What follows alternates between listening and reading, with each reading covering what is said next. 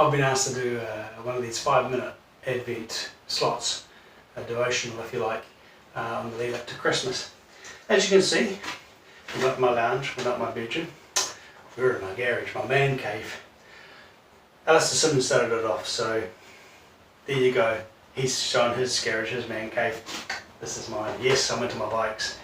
The two closest to the camera, actually Isaac's bikes. This is one of my bikes. I've got another one in another garage stored away at the moment. This I'm building for my father. He was supposed to come up in the summer. Obviously with COVID that's not happening. Maybe he can come up next year, who knows, with the vaccine. But just as well he didn't come up because I haven't finished building it yet. So there's all sorts of bike bits and that paraphernalia around. That's my interest. Anyway, I'm getting off topic. So, what does Christmas mean to me? Christmas is all about the gifts, and I know that Matt has already done a devotion about gifts, but truly that is what Christmas is about, is gifting.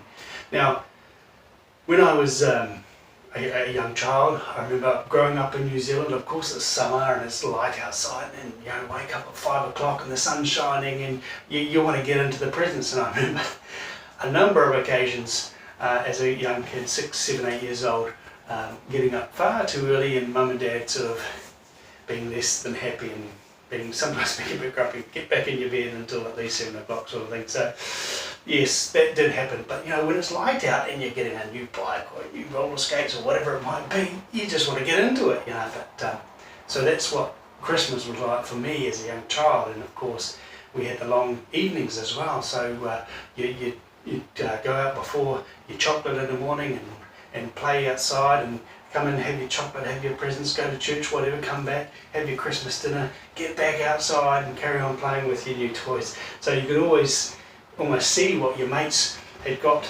down the street, because oh look, he's got this, or he's got a new skateboard or something like that, because you're all out playing and showing off your wear. So it's a very different Christmas in the summer than what we have here. But that's a fond memory I have. And of course, we had the centre sack, the way we did it in our house.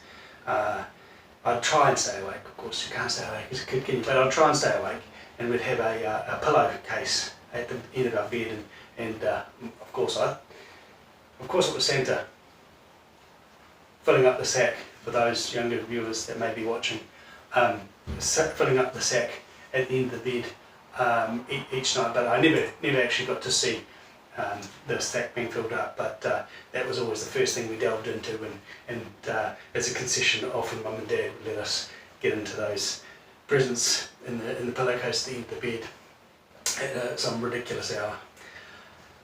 Of course, then we go to the gifts under the tree.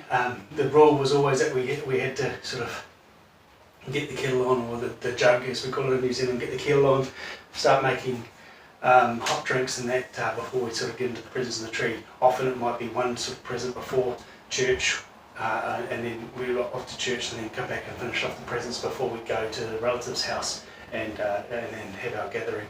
And then of course that was sort of when I'm young, that's the most exciting part, if you like, as a child, of Christmas. Then we go to the gathering, and then you get your handkerchiefs from your aunts and uncles and your socks, and you're like, oh, what a... But you know, you don't say it like that. Of course you're very polite, because otherwise you get a clip around the ear from mum and dad. And so it's all about the gifts, if you like. As I got older, here's a gift that I got when I was 18, and being aware that I'm into my bikes. This was my first leather jacket, and it almost, not quite, still fits. But this is my first leather jacket, and she's a bit old and tatty. Probably wouldn't save my skin if I did come off my bike, but being aware what I said about Christmas being in summer, I wore this all day. I remember I wore this all day. I was sweating. It was so hot, and people actually said to me, do you want to take your jacket off? No, this is my jacket. And I was so proud of this jacket. This is when I was riding my bike. I had my first bike when I was 18. And so this is what I got for Christmas. So Christmas is about the gifts, but what's the real gift of Christmas? The true gift of Christmas is the gift of Jesus. We know that.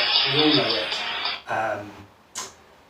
And here's a couple of scriptures just to highlight what I'm saying. Just for you to think about this Christmas is, when you think about gifts, what are the true gifts of Christmas? And I believe one of the scriptures has already been read in the previous Advent message, but here we go. What are we looking for? We're looking for Isaiah 9:6. For unto us a child is born, to us a son is given, and the government shall be upon his shoulder. And his name shall be called Wonderful Counselor, Mighty God, Everlasting Father, Prince of Peace. For unto us a child is born, to us a son is given. The son is given to us. And we go to the famous passage, John 3:16.